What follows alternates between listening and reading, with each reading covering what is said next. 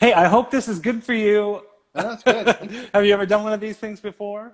I've never done Insta an Instagram live. I've done other live things. Okay, good. Well, we are alive electronically and in physically, I guess. I am, yeah.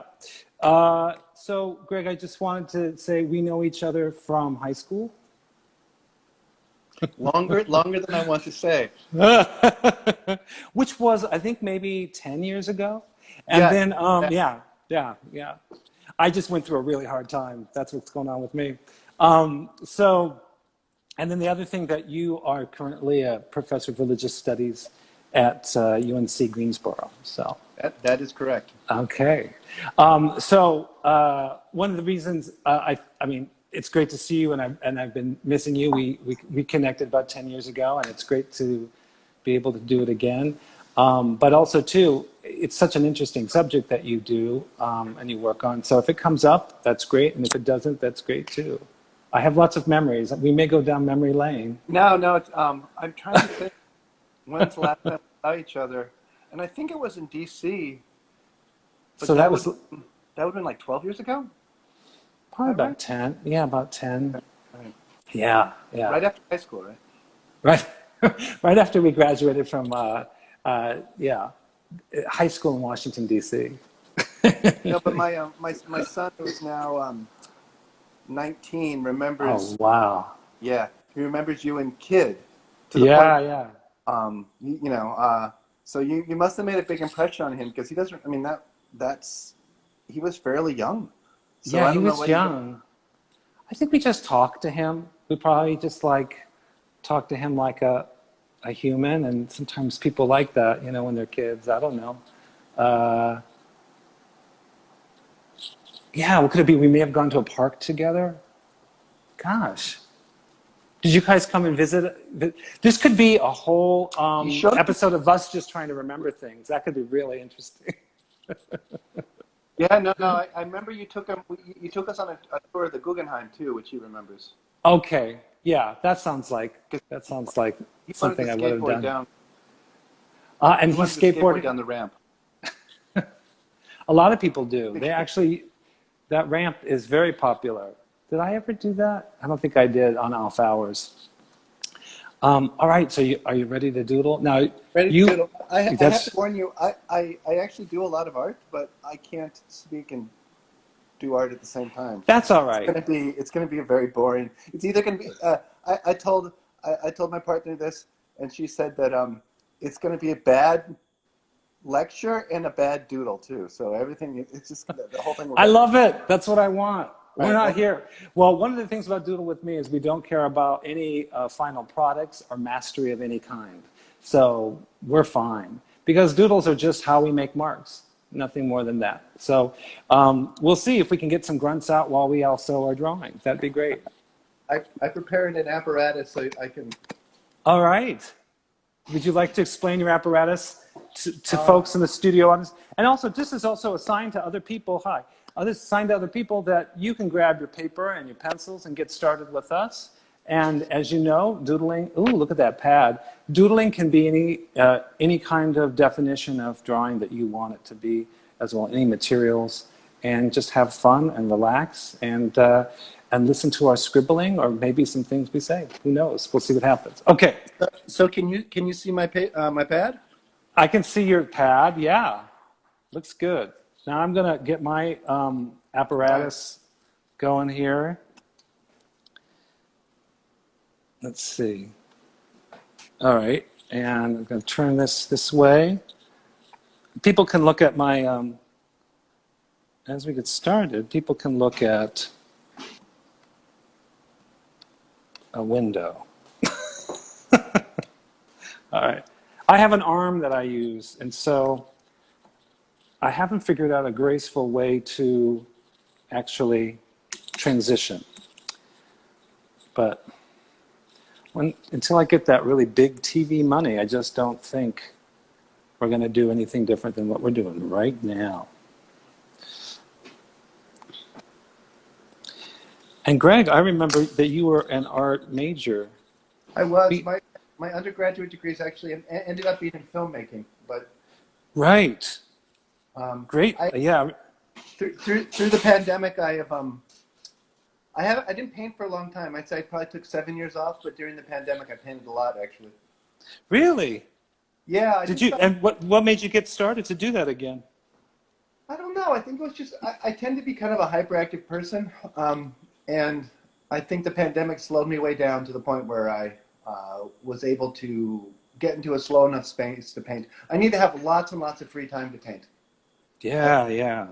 so yeah, one of my pictures was on. It was a picture of me with a mask on, kind of, and then I put mirrors on both sides, so it was infinite regress, of me, Mm. and that was on the cover of a of the Journal of Narrative Medicine. Actually, that's what it was on. Narrative medicine. What is narrative medicine? I don't know. Uh, my wife does works in that area a little bit, and she submitted the image without my knowledge, and they took it. So Oh, wow. it's much, Interesting. yeah. Oh, that's Um, great. it's interesting for me because well, I should be doodling, shouldn't I be? Uh, uh, You can. most of most of my most of my life is way over intellectualized, but Mm. Mm-hmm. the first I left the art under intellectualized kind of on purpose as a refuge from it. Yeah, I remember the artwork. The things I remember you making when you were in college were, I remember you working with clay. I mean, yes, I remember the films, but I also remember you doing a giant Buddha sitting on a toilet. It wasn't sitting on a toilet. It actually was half toilet, so it like kind of morphed into it. Oh, he morphed into a toilet. Yeah, Wow. yeah, that was actually my Ah! when I lived in Oakland. My apartment burned down, and Oh, wow. uh, and along with all my vinyl records, I lost most of my sculptures at that point. I do remember that. I do remember that. But I think Yeah. it's a good lesson in impermanence. So, Yeah. Yeah. Well, I'm getting a lesson in impermanence with my teeth right now. So, oh no, what happened? oh, I actually was thinking to myself, I'm not going to talk about this tonight. And then I thought, no, why not? But I cracked my tooth, Oh, and I didn't want to pay for a dentist. Actually, I cracked my tooth on a corn kernel. This is hard to talk while you also doodle at the same time.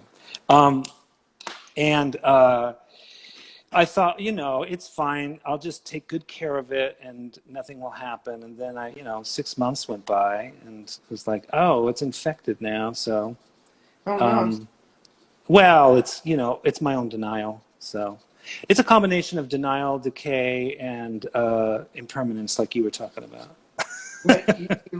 you were talking about dreams, and Right. I know that I'm stressed out and in need of relaxation when I have dreams about all my teeth falling out, which happens quite regularly. Yeah, I remember, remember those old guides on dreams, which were Yeah, like black cat means something bad's going to happen. I remember that, and also too, folks in our studio audience sometimes will give us ideas about the meaning of things. So feel free to have a definition of what teeth falling out means. I remember in the dream journal though that it also had something to do with losing one's power. I guess one's ability to defend themselves, kind of on a primal level. But yeah, I've had that dream too. I Yeah. can tell you when I had my wife was actually away in Europe, and I was taking care of my young son, and I had a abscessed. Oh, uh-huh. How do we get on the tooth thing? Anyway, Me, and it my need to talk about my was aches and it was pains. it was the worst pain I've ever had. It was worse than breaking a leg or something. Yeah, and it's so close to your brain, so your brain is doing all sorts of crazy things too. Yeah, I It, self-medicated with gin, and it didn't really work. I like that though. Yeah, I worked with someone who, whenever I had a cold, he would always say, "A hot toddy Just have a hot toddy. And I'd be like, oh my God, if I have a hot toddy every time I get a cold. But yes, Jin would probably, I know Jin would sterilize it, that's for sure. Do we Yeah. have to stay in any particular color or anything, or can we do whatever we No, want? you don't have to. You can just use a ballpoint pen. I just today I just grabbed whatever was in front of me. I bought a marker set maybe at the beginning of the pandemic, and since then I've just been really using all the colors. But most of my doodles, in every day, like not on camera, I tend to just do in ballpoint pen, but it sometimes doesn't show up on the camera. Now, you know what? This is something that I may or may not know, but in painting, in the painting that Buddhist monks do, Tibetan Buddhist monks, Yeah. isn't the idea that during the painting there actually is it a kind of summoning of the? It's the creation of a virtual space. So it's actually the creation of it's a real space that's the same way that virtual space is real. It's a creation of like a virtual palace. Mm-hmm. And so Yep. when they're painting, do they have to take on the personalities to You do know, it? it's more like an architect almost.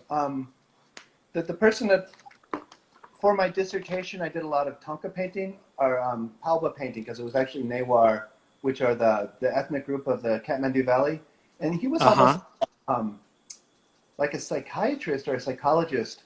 People would come to him with a problem, like there's discord in my family or something like along those lines, and Yeah. he had a book called a Hapu Sapu, which means I guess big black book, and he would open it up and it was like his whole lineage of people who had painted images were in there, and basically what the images would help correct. And he would go through that with the person, and they'd find an image, and then he would paint that for them as a way of correcting whatever the disbalance in their life was. Oh, I love that. I Yeah, love that. I just talked to him on the phone yesterday, and had a painting. He's painting a painting for my niece for her wedding. So Oh, that's nice. it's in the post as we speak. Oh, that's great. Yeah. Yeah, I was always curious about that because I always look at those tankas and I think to myself, there's something different than going on here with just depiction. There seems to be a different kind of I know that it's like medieval manuscripts. There's a ritualized practice that goes along with it, and I think sometimes I miss out on having kind of a reasoned practice in the studio. Sometimes I feel like, I'm having to reinvent the wheel every time that I look at a piece of blank paper. And so it's nice to think that there are maybe ways to make art that are more like prescriptive, that actually function and help a community. I think that's kind of cool. It's So interesting it's though not, because I painted for maybe 3 years doing the Tonka paintings, and uh-huh. it completely destroyed my ability to paint in a Western style. I think that's I, good. yeah, no, it's funny. It took me a long time to get back because it's all about everything's prescribed. It's like you're following almost. It's almost like you're doing a paint by numbers or something. Everything is Oh, so it's super prescribed, I see. yeah, real prescribed, and it's also really you're using like a number zero brush, and you're way down in there, like you're falling into the image, and you're way down in there. And it takes forever. And where for me the painting, I don't know what you would call it. The more modern stuff is much more. I don't know. It's a different. You still, it's a different whole part of the brain, I think. Uh-huh. Uh-huh. So, Yeah. Yeah, I mean, one of the things that happened to me during quarantine in terms of my making art was I was more intellectual about it, and I was thinking, interestingly enough, I was thinking a lot about virtual spaces and virtual reality and a drawing as being kind of like a virtual reality. So that's interesting you were saying that. But I was intellectualizing it and realizing that my process was kind of a way of deadening my work. I was doing something to kind of, there was too much control going on in how I was making artwork. And now I've kind of embraced doodling, but along with it, I've kind of been, and the fastness of it, and the fact that it helps me access maybe emotions more, or other feelings. Yeah, feeling more.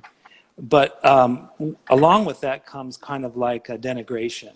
Like, I think sometimes not everyone appreciates that kind of work. I mean, and I come from an art world that's more museum based. So a lot of times, depending on the museum, but a lot of times museums are looking for things that are intellectually stimulating from artists, as opposed to things that are biographical or emotion based. And I don't mean that like, I'm generalizing, and I could be, and I'm sure folks will disagree with me, and I hope they do. But that's just been my experience, and at least that's how I've been. That's what's been happening. So yeah, all of a sudden, I got excited just about the mark making, and like, I used to try to make abstract artwork, and it would never work. I always felt like it looked like something I'd get in a mall, and then with the doodling, it's helped me work faster and free myself up, and that's been super helpful. And also not to overthink, because I think sometimes when I over intellectualize things, there's a self-consciousness to what I do, that I have goals for myself, is what I guess, and I'm now realizing those have changed. I had a really fun show where all the art was actually it was manipulated screenshots from a virtual world. So I took a bunch of screenshots of different Buddhist practices and Second Life, if everyone knows what that is, and then made them into they looked almost like acrylic paintings by the time I was done playing with them. Oh wow, great! But then the scripts, I don't know what you call it, the little descriptions of each painting. Those were all done by hand, really intricately made to look like typing. Interesting. It was really funny. I thought it was pretty successful. And again, I thought I tend to find things funny that other people have no idea why I find them funny, and I found that really hilarious. So. Yeah, it is. Sometimes people have to take more time to get, our humor. Get jokes. Take them their whole life. Yeah. No, but I always appreciated that about your artwork when I saw it, was that there was always, a sense of humor in it, and kind of absurdity, which makes a lot of sense for me. And my wife says you have a good sense of humor, but you're not funny. But you're not funny. But you're not funny. Well, hey, she's hanging around, so something must be working. The humor must be working. Now we're on. I think we're at 30. I think it's 30 years, but it only seems like 17, which I think is a good sign. 30. 30 years. Wow. Yeah. Yeah. So it feels like 17. Interesting. 17. Right. But I Right. think it's 30-ish. It's maybe like at 29. I don't know where we're at. Somewhere up there. The last 2 years added about 5 or 6 years subjectively to the whole thing. And time goes by really fast. I mean, it's been interesting with the pandemic, because my partner Kid and I have spent more time together than we ever would have, because he usually is out of town, doing, touring and stuff. So we've ended up, spending a lot of time together, and that was interesting to do that. That statement adds up to nothing, by the way. I don't have any. Just that we spent a lot of time together. There's no. I was only my Sarah just walked in the room, and I just want everyone to. I've only say nice things. Hi, Sarah. Is that Ryan? Yeah. Yeah. Hi. Long time no see. Yeah. See, I know, and you're still not seeing, I bet. How are you? You're in I'm Tucson, good. right? Yeah, I'm in Tucson. You're In in fact, we just Tucson? had we just had a Cool. rainstorm, a monsoon, which is really great. It smells Yeah. terrific. It's a great thing when it rains here, so I'm very happy about that. Yeah. Yeah, We live so in a swamp. I think Pretty rare. that's We live right. in a swamp, so it rains. You live in Yeah, North it pretty much Carolina, rains all the right? time. For Oh yeah, sure we Yeah. are. it's a Wait, bit. is that the sound of real crickets? Or No, I put fake crickets on. oh, the Why frog- did you do that? We have those now it's too. now why did you do fake crickets? Why not? I was just trying. There's a lot of ambient sounds in this house. I was just trying to make a noise. Do you use those? Wait, what was going on? What, Sarah? Oh, I'm watching TV in the other room. Oh, The dogs are finally asleep. oh, I do. Now I hear the cricket sounds. That's good. Yeah. Yeah. Now you called me out. And they're really outside. I just heard my wife, and I'm like, ooh, wait, what? I was saying how we. What? Yeah. What is he saying about me? Did you see all the vegetables? Wow. Beauty. I'm supposed to be doodling. I know, but see the beauty? She wants me to show. We just got these out of the garden. Oh. Now, where are those? Is those from your yard, or where are they from? It's like a public garden. It's from Oh, the. nice. It's from David Meyer's Black diamond. Black Diamond Farm. Oh, wow. That's great. How about how people rent? It's a reclaimed space, so it was actually used by the railroad to store coal. And so it took him like 5 years to get the soil good enough to actually plant things in it. And is it a community garden or just his garden and he shares stuff with you? You rent a spot? It's a community garden. You rent a plot? Oh,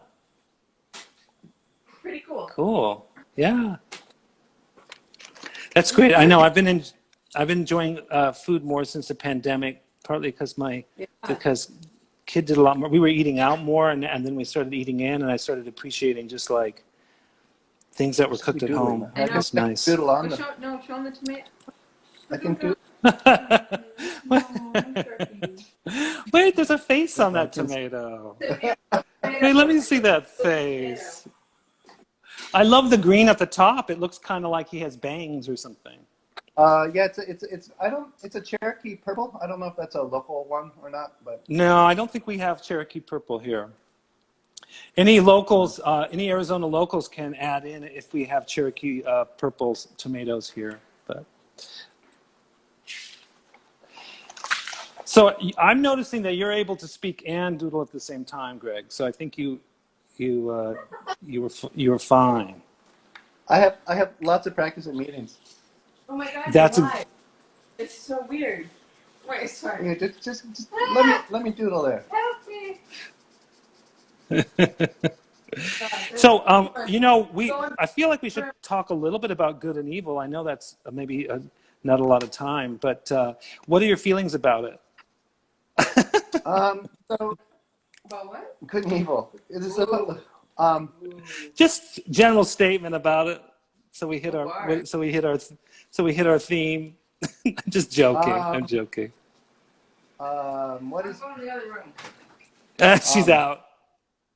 And she's out.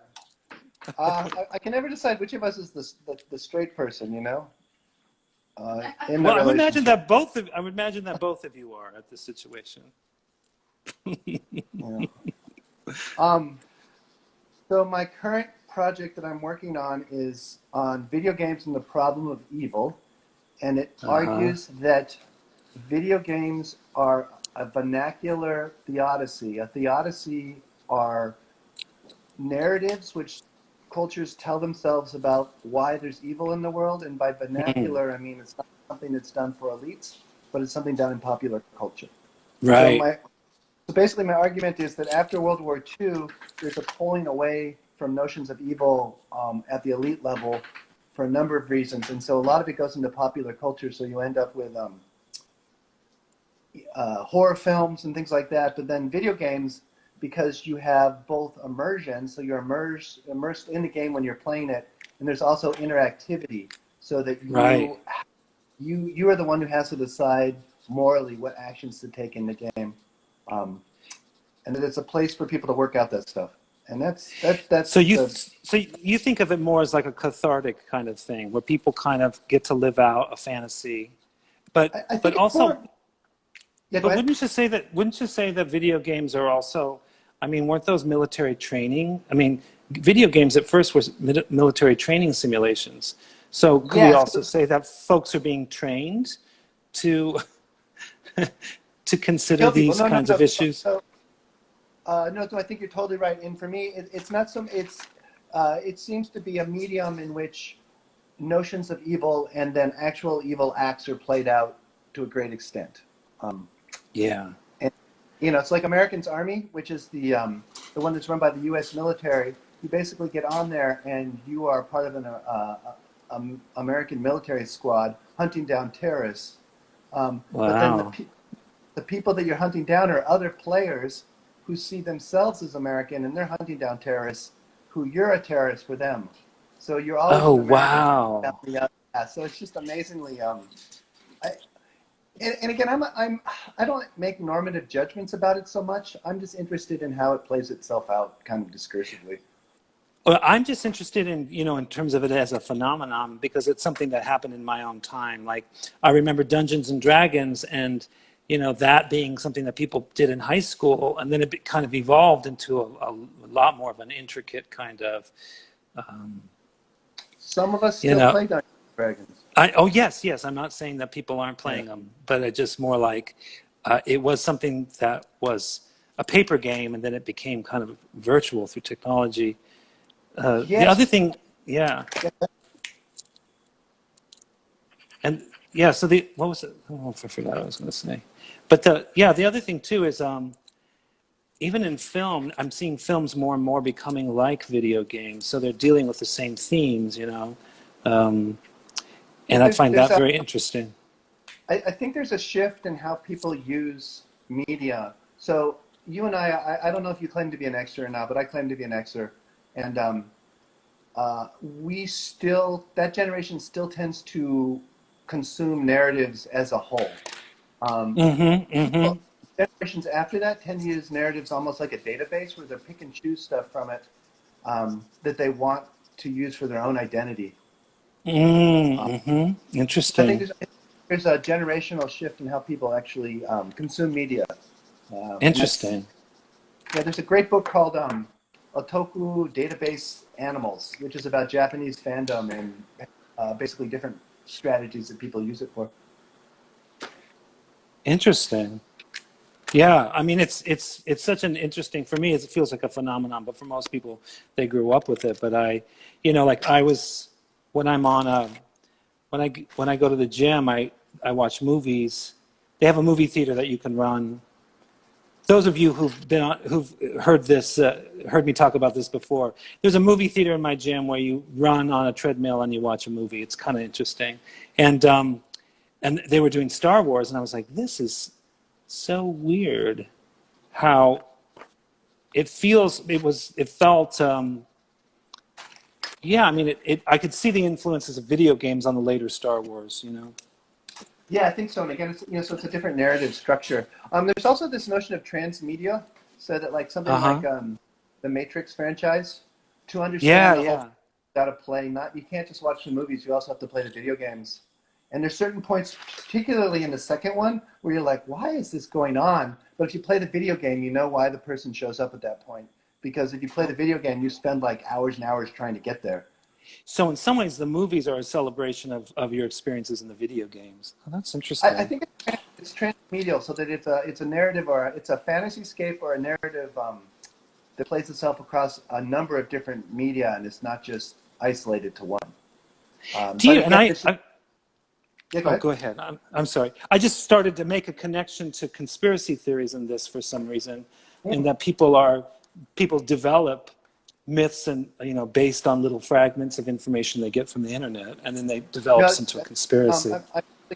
I'm writing a paper about QAnon right now, which Oh, basically really? makes that argument that QAnon is, if you remember like Survivor or Lost, and there was all those people trying to suss out, um,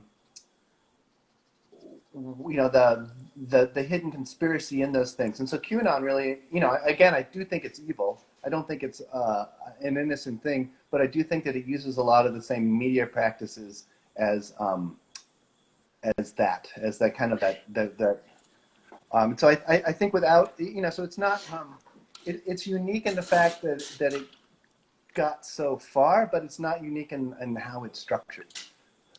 It's interesting too, because you had talked about identity, a generation kind of developing identity on this, and QAnon I feel like is really connected to people's identity in that their identity is hooked into some heroic myth that they get to be part of. You know what I mean?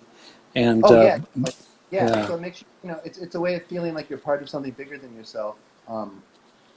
It just happens to be something that's really, really evil, and because it's doing a great amount of harm. And if you actually look at it, a lot of the things that people are discovering are the same things that the elders of Zion discovered in Russia in like 1907. Oh, really? Yeah, so they're parroting. There's a lot of parroting of earlier conspiracy theories in QAnon. What makes it different is the structure of how it plays itself out because of social media. It's so interesting too that as a person who does religious studies, how I do get the sense that in some ways these conspiracy theories are maybe the beginnings of new religions.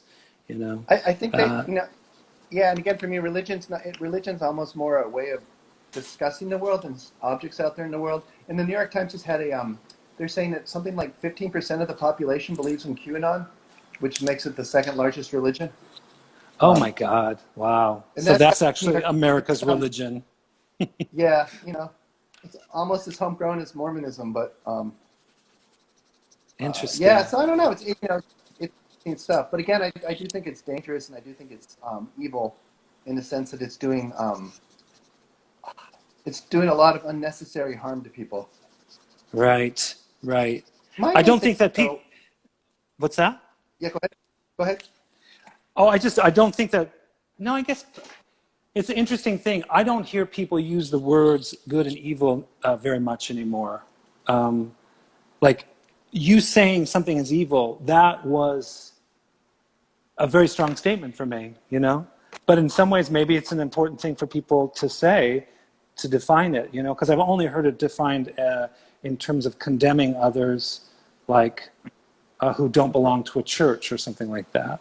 Right, and so I think it's and this is kind of what I got interested in. The progressives have tended to do away with the notion that things are evil because they don't want to make large normative statements. Interesting.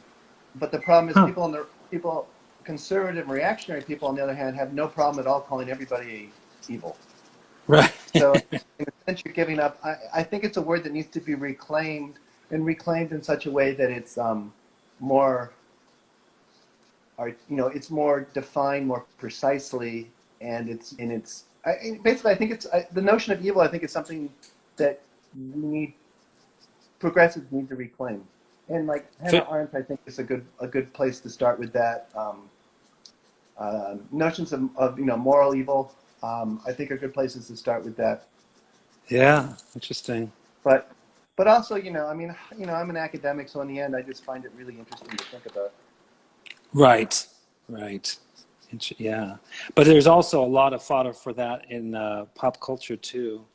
I mean, I find pop culture endlessly interesting because there's a part of me that always wanted to be popular. No, I'm just joking. No, I find I find pop culture really interesting because it's kind of like I'm part of a group and we're all making this history, and I want to know what is our history? What stories are we telling each other? To me, to me, I think culture. I don't know. I can't really articulate it, but I do feel like that there are things that are outside of pop culture. Like I kind of feel like pop culture is a machine, and it's basically hooked into economics. And there are other kinds of modes of being in the world, that aren't hooked into those economic models. And sometimes they kind of leak into pop culture for a little bit. And that excites me, It's kind of like what I experienced as a queer man growing up. There was no real queer representation, except there. Queer? Yeah. Didn't you know? Oh my God, I'm coming out. Oh no. We have to end this. No, Oh no, I'm sorry to no, but interject.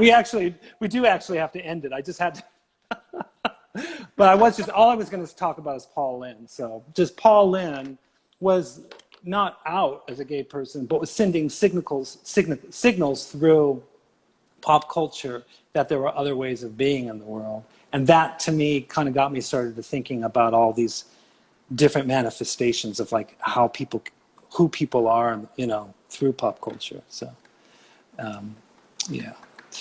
But we do have to finish up because we're at our 30-minute marker. But Well, this has been thank you really for giving me interesting. the opportunity to doodle with you. Oh, thank you for doodling with me, and thank you for talking about your research and just being my friend. I appreciate it, and I just yeah, you're doing really interesting work, and it's really for me very stimulating, and I feel like it's really timely, and I wanted to just have a chance to touch base with you. Yeah. Oh, what was that? I'm missing you here. Oh. Well, I hope that we're still going. I think Greg is spinning out. So, could someone in the chat just let me know if we're still connected? It looks like we are. Oh, we lost Greg. Well, folks, it's been great. Thank you for visiting with us. And it was really fun to chat with Greg, and thank you for letting me know that things are cool. So, so we do this every Friday. It's a different guest every Friday, and just to, you know, you can always zone us out when you're drawing, or tune in, whatever you like to do, and we're doing this together. So I appreciate everyone showing up, and thanks for another Friday night. I hope you have a good weekend and a good next week. And if you can make it, I'd love to see you next Friday. And if not, come when you can. Okay. Talk to you then. Bye-bye.